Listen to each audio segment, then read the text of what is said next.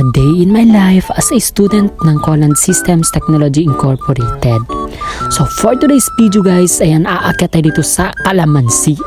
So as you can see nga guys, ayan, nandyan na pala ako sa taas guys para kumuha ng bunga nitong calamansi kasi nga nagke-crave ako guys. Talagang feel ko talaga napakasarap talaga ng aking December kasi nga marami silang calamansi dito sa kapitbahay namin guys. Charot! For the go, samahan niyo ako guys.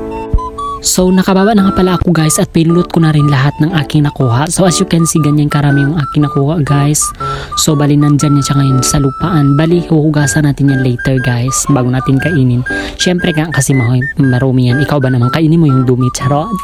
So yun guys, pagbaba ko nga guys ay talagang sabi ko sa sarili ko na medyo mataas na pala yung aking naakyatan. Pero okay lang kasi nga kasalanan ko naman to, nag-crave ang person. So ayan guys, napakasarap talaga itong calamansi guys, lalo na pag nilagyan siya sa asin. So ayan guys, pinakita ko sa inyo kung kaano kataas nga yung aking inakyat kanina. So ayan guys, so di ba hindi nyo lang alam guys, certified unggoy tayo guys, galing bukid tayo guys, kaya for the sanay na tayo mag-akyat-akyat guys. Let's go! Ayan na nga guys at nalagay na natin siya lahat dito sa ating mahiwagang cellophane. So sana all mahiwaga. Ay. Sana all. So paano mahiwaga yun? So ayan guys, ganyan siya kahiwaga. Ay, sana all mahiwaga. Charot. So ayan guys. Yan na nga at nalagay natin sa ating mahiwagang cellophane guys. So dito na part guys, ayan yung aking taga-video nga pala guys. Shout out sa kanya guys, natatakot siya sa camera. Finally, ayan, nakauwi na nga pala ako dito sa bahay ng aking ate guys. So ayan, hinugasan natin yung ating calamansi. Inalagay ko na siya sa lalagyanan. Then, hugasan natin guys kasi nga may mga lupa yung iba guys. So, need niyang malinisan guys para medyo maganda yung pagkabalat natin mamaya. Then, para walang bakterya yung ating kakainin. Kasi nga sabi ko guys, masarap kasi itong calamansi kapag may mga pimples ka. So ayan, natapos na nga pala ako maghugas guys. So ayan, nagapakyot pa ang dipunggol. So ayan guys, babalatan na nga natin yung ating calamansi. So para nga mamakain natin siya later on. So ayan guys, tingnan nyo naman guys. Tingnan nyo naman kung gaano kaganda. Kung gaano kaganda yung calamansi na nakuha ko guys. So diba, hindi nasira yung pagkabalat natin guys. Perfect na perfect talaga siya guys. So sabi ko nga kanina guys, napakasarap nitong calamansi guys kapag may mga pimples kayo guys.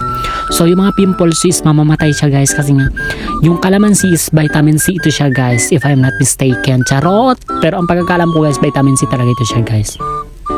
Ayun guys, napakasarap talaga nitong aking pagbabalat guys kasi nga napakaganda siyang balatan guys, then smooth.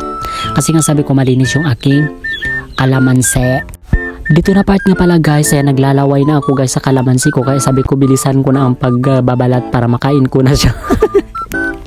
At ayun na nga guys, finally, ayan, nilagyan ko na ng asin guys kaya para makain natin itong ating calamansi cravings today. So ayan guys, as you can see, napakasarap. Guys, please lang mga mi, kung naglalaway na kayo dyan, halika na, samahan nyo akong kumain guys. Eto na! Finally mga mi, this is it na talaga mga mi. Ayan, kakain natin yung ating calamansi cravings. Ayan.